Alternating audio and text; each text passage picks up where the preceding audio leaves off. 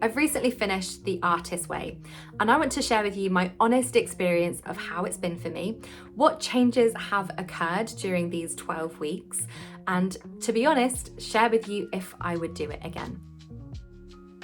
If you're wondering what The Artist's Way is, it's a 12-week course for a spiritual path to higher creativity. And it was written in 1992 by screenwriter Julia Cameron. And since then, it's gone on to be incredibly popular. In fact, I think if you look at a lot of the lists around self-development or personal growth, you will see that The Artist's Way continually gets listed. There is a lot of hype around The Artist's Way because many creatives and artists have claimed that without The Artist's Way, they never would have created some of the works that are out there today. For example, director Martin Scorsese and author Elizabeth Gilbert, who claims that without The Artist's Way, Eat, Pray, Love, her biggest selling book, would never have become the bestseller it now is. You may be thinking that The Artist's Way isn't for you because you're not an artist, i.e. paint on canvas, that very literal approach of what we think an artist is. The reality is The Artist's Way is for anyone who identifies as a creative. You could be a writer, you could be a filmmaker, you could be a dancer, a performing artist, a poet. If you have any kind of creative endeavor that you want to do more of, then this is for you. The Artist's Way is also not about teaching you how to create art. It's not a practical guide on drawing or painting or writing. It is very much a personal growth, self-development book to help you identify mindsets, limiting beliefs, things that get in the way for you for creating the things that you want to create. So why did I pick up The Artist's Way? Last year, I found myself creatively burned out.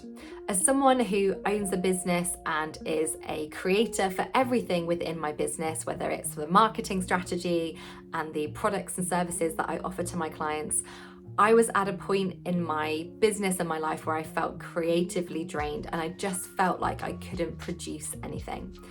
I was also feeling a little bit fed up and frustrated that I was always producing for an outcome, for productivity.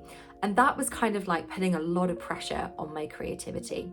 So rather than just creating for the joy of it, I felt like I had to create in order to get some kind of outcome. So I was adding a lot of pressure onto myself. I feel like the thing that happened to me was that because I do love my business and I love the work that I do, when you have a passion about something, it is very easy for it all to be all-consuming. And so I really wanted to find hobbies again, find pursuits that weren't related to my work or my business so that I could actually fill up my creative well. So now let me talk about the experience itself. Now, originally, I started The Artist's Way in September last year. In fact, let me just check that because I have my little Artist's Way art book here. So originally, I started The Artist's Way in September last year, 2024. And I will be honest, it was so hard going that I ended up kind of giving up after a few weeks because I felt like the tasks were too many and I was getting really frustrated, and I noticed that I was getting in my own way still. So I did put it down and then I restarted it, and let me just check when I restarted it. So I restarted it in the summer of 2025 and I went all the way back to the beginning because I wanted to recommit and fully go all in. Although strangely, one of the things that I continued doing even after I stopped last year was the morning pages.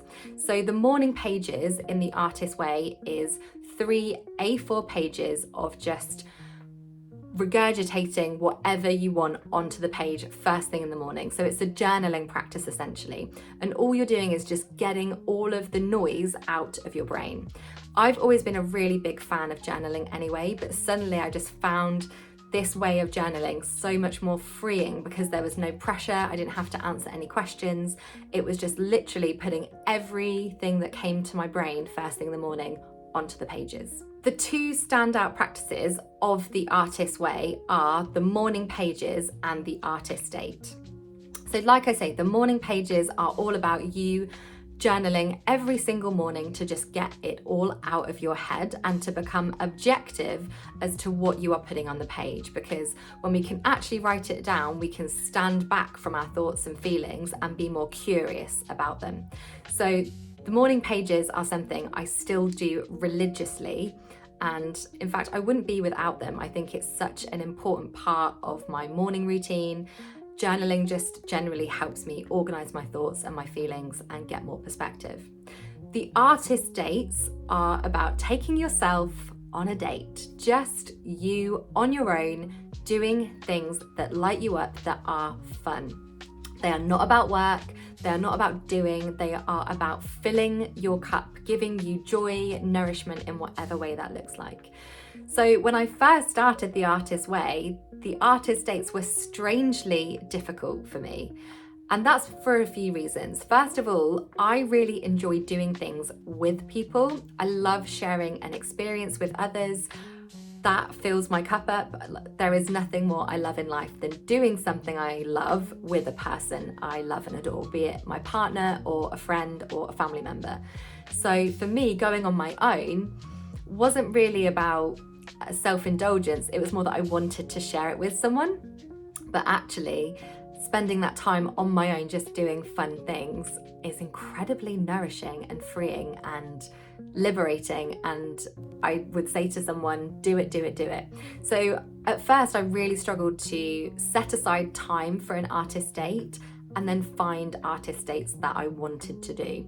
So things for me included going to the cinema on my own, going to a museum, taking myself off for a solo beach day, all of those kind of things that were just fun and felt adventurous and slightly rebellious. I don't know why, but those are a few things that I started to do. The other challenge for me is because I live in quite a rural area, there's not a lot of activities or events going on. So I really had to look around for different things that I could go and join or do just to expand my interest and try out new things. So that was slightly more challenging. And strangely, I've started to find more things now that my kind of creative antenna is searching them out. So for example, the other weekend, I went to an amazing local singing workshop, which was so much fun. So it's funny how once you start to kind of go on this path, things just kind of trickle in and you start to notice the things that you can enjoy. The one thing I will say about the artist way is that there are a lot of tasks each week, and sometimes that can feel really overwhelming when you're trying to nurture your creative identity, but then also work and do all the other adulting that has to happen in life. But the thing that Julia Cameron says is if you can't do all of the tasks, absolutely do the artist date and the morning pages, and then perhaps choose one thing that looks really fun for you to do and one thing that feels most uncomfortable or that you're most resistant to. Because as we all know, the thing that we're most resistant to is often where the treasure is. So as I said at the start, there is a lot of hype around the artist way, and you'll see people talking about it on YouTube, on TikTok, in the media, celebrities talking about it. So it gets a lot of hype, and people will say things like it's life-changing, it's life-affirming, all of these kind of things. And I want to share with you my honest experience of what I've actually moved forward with because of the artist way. Now, one thing I will caveat is that a lot of people claim that they've become self-employed or started their own business because of the artist way.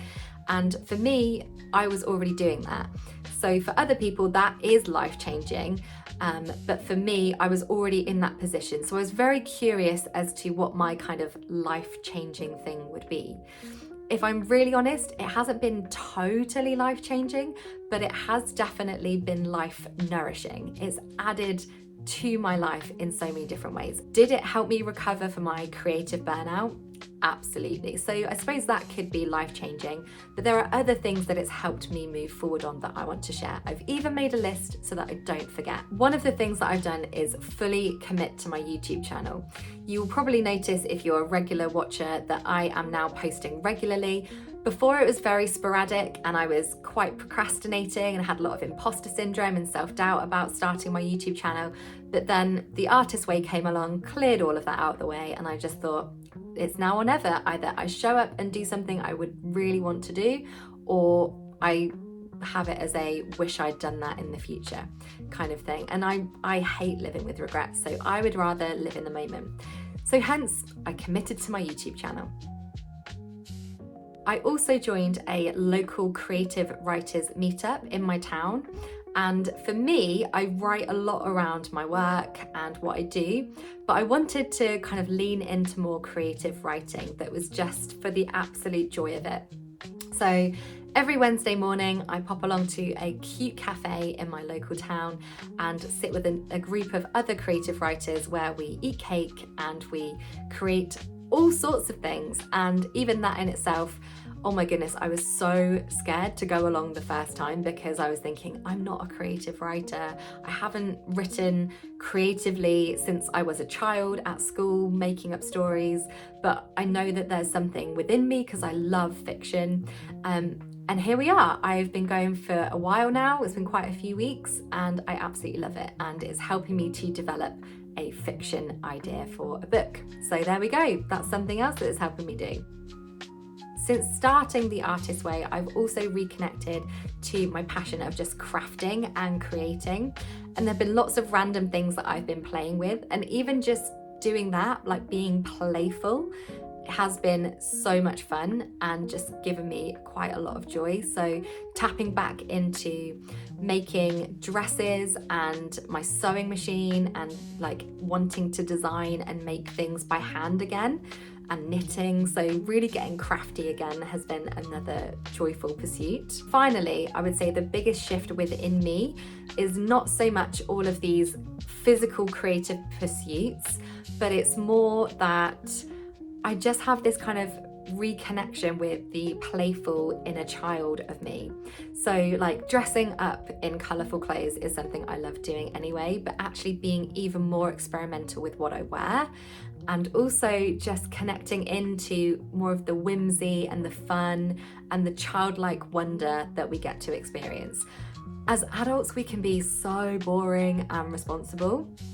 And for me, the Artist Way has helped unleash the inner little Lizzie that wants to have fun, eat, pick and mix, and do all the things that we're told we're not allowed to do. One thing I would also recommend is to get yourself a notebook where you can get creative and messy and kind of document your journey of the Artist Way.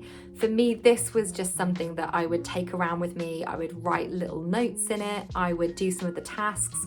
I would make art and take pictures and collect things. So it's almost like a journal slash scrapbook slash workbook that I made for myself to kind of document my journey. And I think I'm going to do that every single time I do the Artist Way, just to honor the experience and remember it and create some memories. So let me wrap up by saying that I would definitely do the Artist Way regularly, maybe once a year, because I feel like it helps us tap back into that inner creative to fill up our well. I will still do morning pages, I will still do artist dates, and I've really just loved tapping into my inner child, the playfulness, the joy that can be had in the everyday. So let me know in the comments below if you're picking up the Artist Way and what you're hoping to get out of it. Thank you so much for watching, and I'll see you next time.